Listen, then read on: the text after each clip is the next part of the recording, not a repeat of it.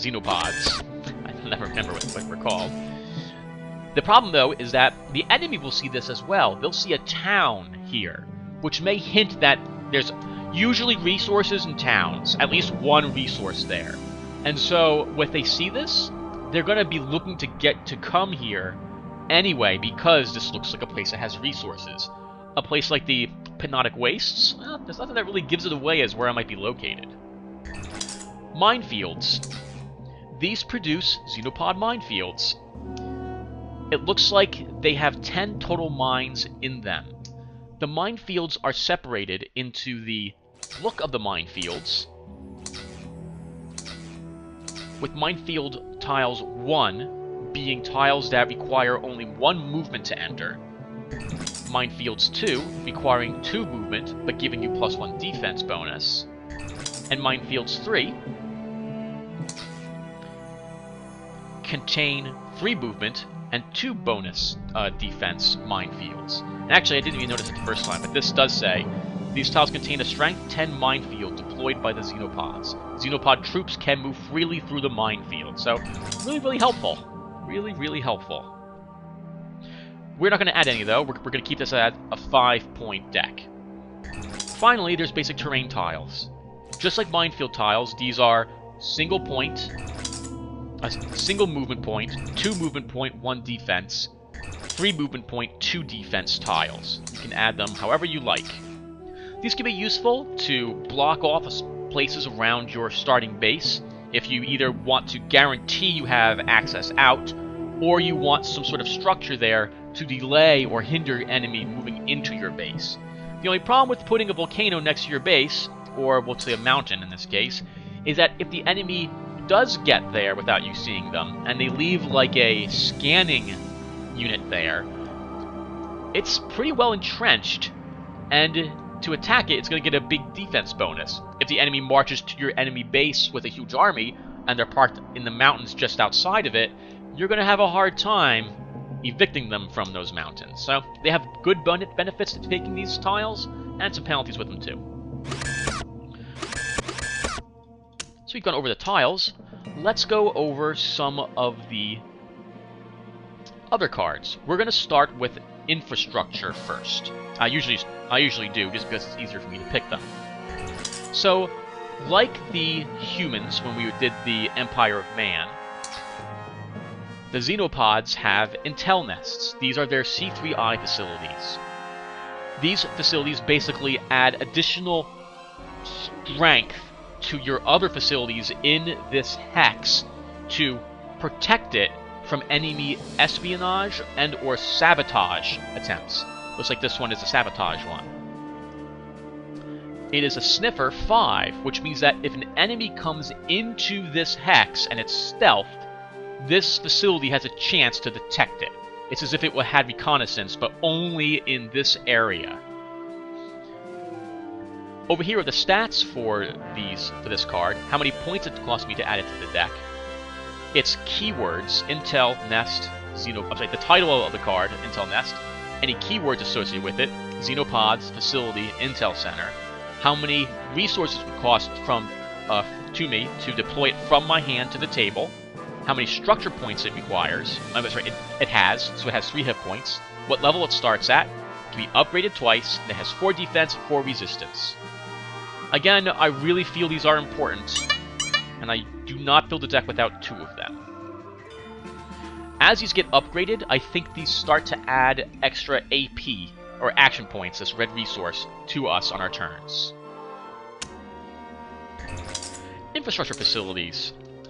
The Xenopods have brood pens, which produce 1 human and 1 energy each turn.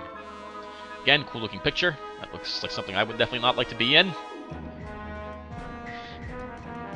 Decent resource cost to construct it, has 5 hit points, can't be upgraded, and is pretty weak otherwise here.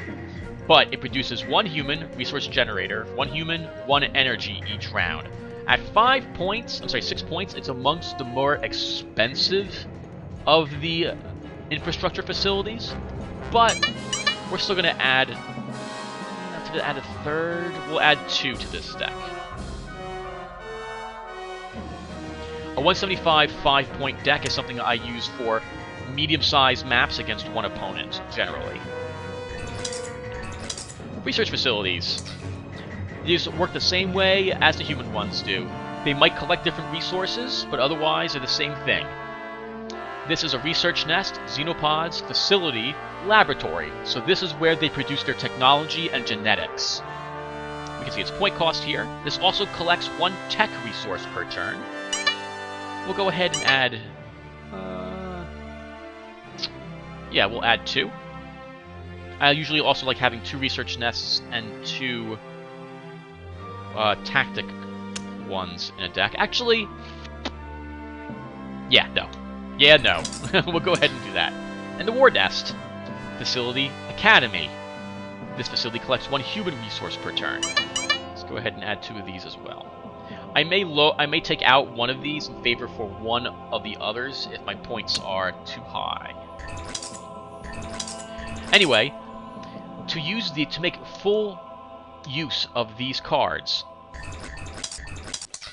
you'll need to have a hero who either has the technology, the geneticist, or the tactician keywords, with tacticians and all generals being able to use war nests to either develop tactics or develop advanced training cards. I'll explain advanced training cards when we get to infantry. Research nests require...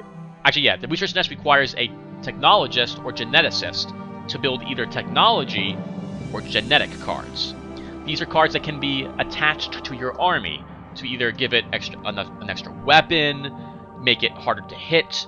They produce missiles or biological agents to attack enemies with. Sometimes they're one-use items, other times they permanently increase the stats of a card, other times they're an attachment, like a weapon that the unit will carry around with it and use it in combat. Military facilities, outposts, barracks, and other structures to help my empire rule the wastes. So there is the concept of supply in the game, which you've heard me mention briefly. Supply is the range at which my army can travel around the board. You might consider it your area of influence. If you've played Rise of Legends, you are familiar with the influence zone of your territory. This is similar to that, only when you fight outside your territory, instead of taking damage, you suffer massive penalties to your statistics. At a 175 point level, I don't really feel like I need a sub-hive. It could be useful. You know what? We'll add one in. So the sub-hive is 4 points with a big cost of resources, but it has a good amount of hit points, decent amounts of resistance and defense, and more importantly, it collects 1 of every type of resource out there. So if we find a spot that's producing 2 to 3 resources, or multiples of 1 resource type, this becomes a good candidate to put on that hex tile. As a supply in barracks, it increases the range at which my armies can move, depending upon where I deploy it. And it's a barracks, so I can put troops into this, and repair them while they're here as well. I'm only going to add 1 of these to the deck, however. This is kind of funny because I was just telling how you don't want to spread out your cards, and that looks like exactly what I'm doing. I don't want more than 1 because it's expensive, and the odds of me finding a resource hex that matches this desire is not very good. Hidden hives. These hives have camouflage, which makes it difficult to actually find them. They also count as a supply in barracks, but don't collect any resources here. Underground bunkers and weapon emplacements, that's just the lore for it. So, at 2 points, we're just going to add 3 of them here.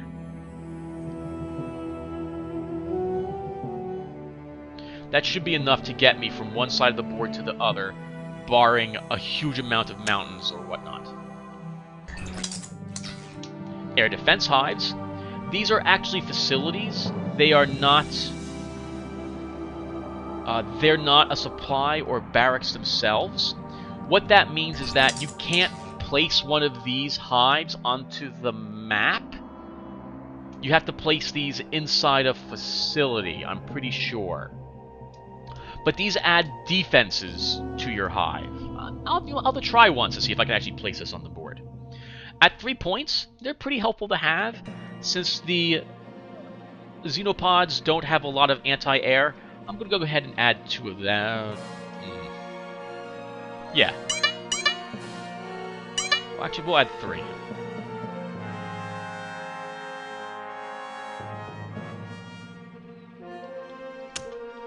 Okay. That's it for our infrastructure. Let's go look at the heroes. Heroes in this game come in 4 different flavors: generals, scouts, agents, and intellects. Generals are heroes that will be leading your armies in leading big armies in battle. These will be your killer stacks of troops as you attempt to slaughter your enemy and conquer their bases. Scouts of the Empire have more of a tactical scalpel type of feel to them. They can generally only have between 3 to 4 units in them, maybe up to 6, but that's pretty rare. Their benefits are that they're able to hunt down enemy heroes and eliminate them far easier. Often, they have stealth or reconnaissance abilities. Agents work alone. They only have a command rate of 1, so you might be able to fit a single unit or 2 with them. They're generally stealthy, and they're able to blow up enemy structures, perform espionage to see what they're doing or where their armies are located, or have assassination abilities that lets them kill enemy heroes on the map.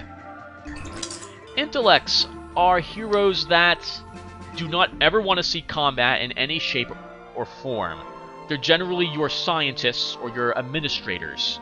They have no real good benefits to support an army that they're with, but they support your entire deck by them being on the board, because either they provide a lot of passive bonuses to you, or they're able to produce cards that your army can take advantage of, such as genetics or technology, or producing tactic cards for you.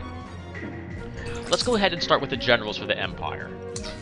We'll get a good look at one of them. I'll explain how he works. So here is Slugfa, or Slugfa. He's 3 points. Looks like a really sexy looking squid there.